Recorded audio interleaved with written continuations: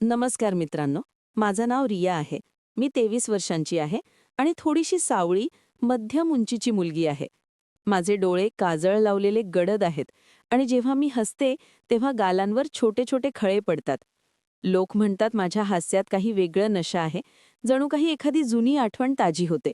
माझी बॉडी अशी आहे की जिथे जाते थोडा वेळ नजर थांबते, पण मी कधी जास्त मेकअप किंवा फॅशन करत नाही. घरी सैलसर कुर्ते घालते, डोक्यावर दुपट्ट्या ओढून घेते, जेणेकरून सर्व काही साधं आणि आरामदायी वाटेल. पण जेव्हा मी एकटी असते तेव्हा कधीकधी फिटिंगचे टॉप ट्राय करते, फक्त स्वतःला छान वाटावं म्हणून. मी एका मध्यम शहरात राहते, जिथे बहुतेक लोक जुन्या विचारांचे आहेत. बाजाराला जाताना मुले आणि पुरुष दोघेही वेगवेगळ्या नजरेने बघतात. कधी सरळ नजरेने, कधी चोरून आडव्या नजरेने. मला थोडं भीती वाटते, थोडा विचित्र रोमांचही वाटतो. पण मी नेहमी डोकं वाकवून चालते आणि माझ्या कामात राहते. मित्रांनो, जर तुम्हाला मनातली काही बोलायची असेल तर मिनिटमध्ये नक्की नाव लिहा. मी वाचते आणि उत्तर देण्याचा प्रयत्न करते. माझ्या फॅमिलीमध्ये आई, बाबा आणि माझा सावत्र भाऊ विक्रम आहे. विक्रम माझ्यापेक्षा 3 वर्षांनी मोठा आहे. त्याचं वय 26 वर्ष आहे. तो उंच, गोरा, रुंद खांद्यांचा आहे आणि चेहरा इतका आकर्षक की मुली वळून वळून बघतात. पण तो कधी गर्व करत नाही. घरचं सगळं काम सांभाळतो. सकाळी उठून चहा बनवणं, बाहेर ट्रान्सपोर्ट कंपनी सांभाळणं, संध्याकाळी घरी परतून आईबाबांची मदत करणं. आमची कहाणी थोडी वेगळी आहे, कारण तो माझा सावत्र भाऊ आहे. चला, मी तुम्हाला माझी संपूर्ण कहाणी हळूवाळू सांगते, जणू काही एखादी जुनी डायरी उघडत आहे. सगळ्यात आधी असं झालं की विक्रम आमच्या घरी आला जेव्हा मी फक्त 16 वर्षांची होते. आईचं पहिलं लग्न तुटलं होतं, फार वाईट पद्धतीने. बाबांशी दुसरं लग्न झालं आणि विक्रम हा बाबांचा पहिल्या पत्नीपासूनचा मुलगा होता. सुरुवातीला आम्ही दोघं खूप वेगळे राहत होतो. तो त्याच्या खोलीत पुस्तकं वाचत किंवा बाहेर काम करत असे. मी माझ्या खोलीत अभ्यास किंवा घराची छोटी मोठी कामं. बोलणंही फारसं होत नसे, फक्त हाय हॅलो किंवा आईबाबांमार्फत. पण हळूहळू घरातल्या छोट्या छोट्या कामांमध्ये आम्ही सोबत येऊ लागलो. जसं की भांडी घासणं, कपडे वाळवणं, बाजारातून सामान आणणं. एक दिवस आई-बाबा दोघंही बाहेर गेले होते. आई एखाद्या नातेवाईकाकडे आणि बाबा ऑफिसला. मी किचनमध्ये भाजी कापत होते. चाकू हातातून घसरला आणि बोट कापलं. रक्त येऊ लागलं. मी घाबरून ओरडले. तेवढ्यात विक्रम धावत आला. म्हणाला, "रिया, काय झालं? अरे, इतकं रक्त?" मी रडत म्हणाले, "काही नाही भाऊ, फक्त कापलं." तो माझ्याजवळ आला, हात धरला आणि म्हणाला, "चल, आधी धुवू, मग औषध लाव." त्याने माझं बोट सिंकमध्ये ठेवून थंड पाण्याने धुतलं.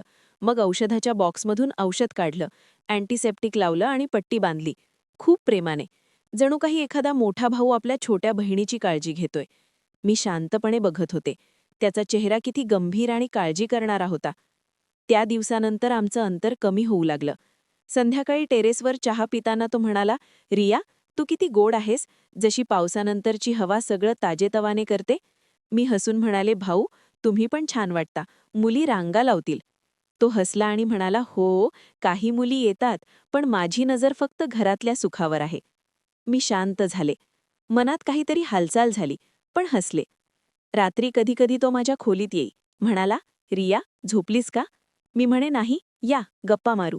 तो जवळ बसे, कधी माझ्या खांद्यावर हात ठेवी, कधी केस हलवी आणि म्हणे, "तुझे केस किती मऊ आहेत." आम्ही खूप चांगले मित्र बनलो होतो. आम्ही शाळेच्या जुन्या आठवणी करायचो, कॉलेजची प्लॅनिंग करायचो, शेजारच्या गोष्टी सांगायचो, कधीकधी जुन्या आठवणी शेअर करायचो.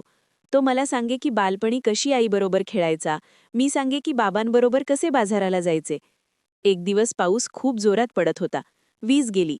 आम्ही दोघं टेरेसवर उभे भिजत होतो. तो म्हणाला, "रिया, तू भिजतेस, चल आत." मी म्हणाले, "थोडा आणखी मजा घेऊ भाऊ." तो हसून माझी मदत करत आत घेऊन गेला. टॉवेल दिला, स्वतःही बदलला. आम्ही टीव्ही बघत राहिलो. चित्रपटात फॅमिली सीन आला. तो म्हणाला, "रिया, भाऊ बहीण किती छान असतात, त्यांची साथ सगळ्यात मजबूत असते." मी म्हणाले, "हो भाऊ." तो म्हणाला, "मीही नेहमी तुला माझी छोटी बहीण मानतो."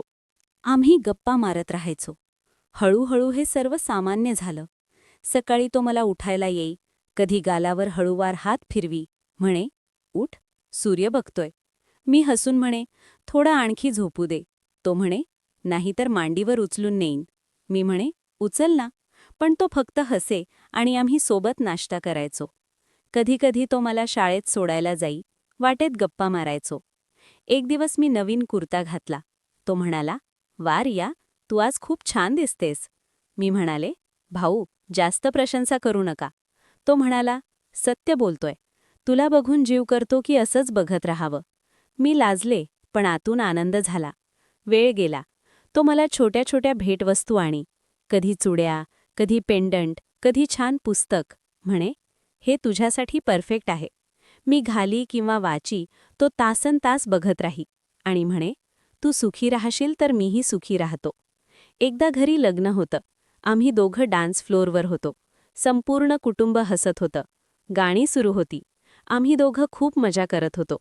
त्या रात्री डान्सनंतर तो म्हणाला, "रिया, तू माझ्यासाठी किती खास आहेस. तुझ्याशिवाय सगळं सुन्न वाटतं." मी म्हणाले, "मीही भाऊ. आपलं नातं किती मजबूत आहे."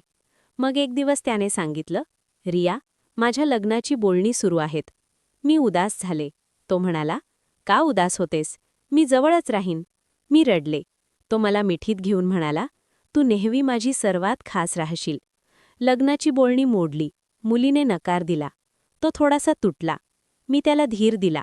रात्रभर गप्पा मारल्या. तो म्हणाला, "रिया, तूच माझं जग आहेस."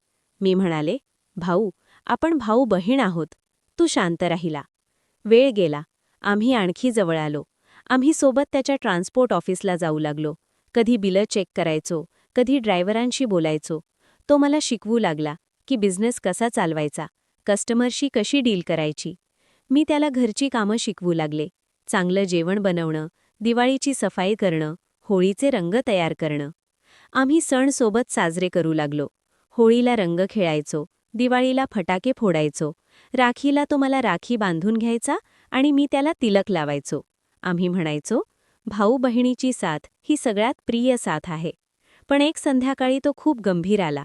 म्हणाला, "रिया, काहीतरी बोलायचं आहे." मी घाबरले. तो म्हणाला, "मी जे म्हणालो होतो की मी गे आहे ते खोटं होतं. रिया, प्रत्यक्षात मी हे खोटं बोललं होतं कारण आईबाबांनी एक रहस्य लपवलं होतं. आपण सावत भाऊ बहीण नसून प्रत्यक्षात सख्खे भाऊ बहीण आहोत. हॉस्पिटलमध्ये बाळं बदलली गेली होती. पण DNA रिपोर्टमधून सिद्ध झालं की आपण एकाच आईवडिलांची मुलं आहोत. ती सगळी जवळीक, तो सगळा सपोर्ट हा फक्त सख्ख्या भाऊ बहिणीचं प्रेम होतं. मी लग्नाचा प्रयत्न केला जेणेकरून कुटुंबाला सुखी ठेवावं. पण आता सगळं उघड झालंय. काय तू माझ्यासोबत नेहमी अशीच राहशील?" मी रडले. आयुष्यभराचं सत्य समोर होतं.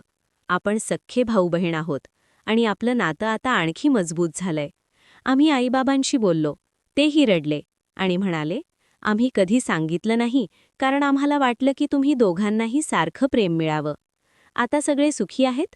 मी म्हणाले, "विक्रम, आता आपण आणखी जवळ राहू. आपण सोबत फॅमिली ट्रिप प्लॅन करू. जुन्या आठवणी ताज्या करू. एकमेकांची साथ कधीही सोडणार नाही." आम्ही सोबत नवी सुरुवात केली. आता आम्ही आणखी सुखी आहोत.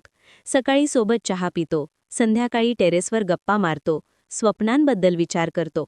तो मला पुढच्या शिक्षणात मदत करतो. मी त्याला घरातली सुख देतो. आमचं नातं आता आणखी प्रिय झालंय. जर ही कहाणी तुमच्या मनाला भिडली असेल तर एक प्रेमळ लाईक नक्की करा. चॅनलला सबस्क्राईब करून घ्या जेणेकरून अशा हृदयस्पर्शी आणि खऱ्या वाटणाऱ्या कहाण्या सगळ्यात आधी मिळतील. मित्रांनो, नातेवाईकांसोबत शेअर करा कारण कदाचित एखाद्याला हेच ऐकण्याची गरज असेल.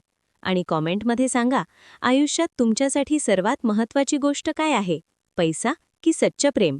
धन्यवाद. पुढच्या कहाणीत लवकर भेटू.